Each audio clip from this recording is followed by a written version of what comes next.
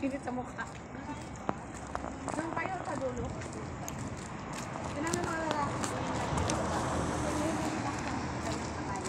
We are here in bundok. Uy, kaya bilisan mo na. Mga sinaunang bahay. Naglalakad nagsulo dyan, buhatin ka nila. May malakad sa'yo dito. Sabi yan buhatin, baka nakahanap ang buhatin. Minahal mo nga, walang katao-tao tayo lang naglalakad ng ganito dito. O, tinan mo yung mga lalaki, di pa nga naglaway na yung mga baba niyan, nakatingin. Maganda kami, oo na.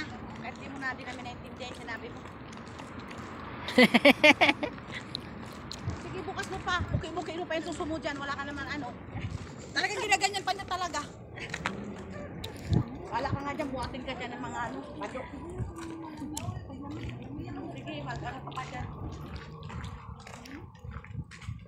Kaya daw tayo malapit sa eskwelahan, dyan tayo papasok. Ayun no. I-enjoy nyo natin yung 2 buwan Eskwelahan. ng pahinga. Kasi eskwelahan ang papasokan natin next month. Magbubukas na sila. School nga yun, oh. Oh, dito, di tayo buhayin dito. Tapo lang tayo sa ano, gilid. Init. School yun eh. Saan ba tayo patungo? Doon, sa pangalan. Buisit. Nakasubo tayo na init ang mukha. Ay, kainit ga.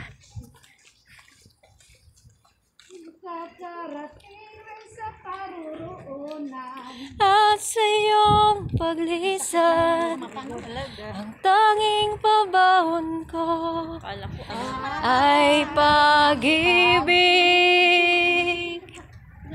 Au! Ano yan, oh? Pag inuman ng manok. Ibon. Oo, di ba? Manok.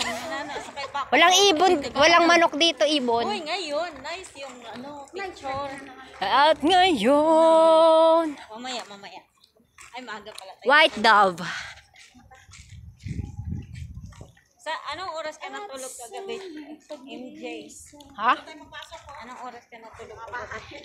I sleep 11. Pag di pa ako, nakatulog kasi ako kahapon ng tanghali, kaya late na ako nakatulog. Pero minsan, 9 lang o 9:30 tulog na ako. Parang tanga to, oh. Tingin-tingin.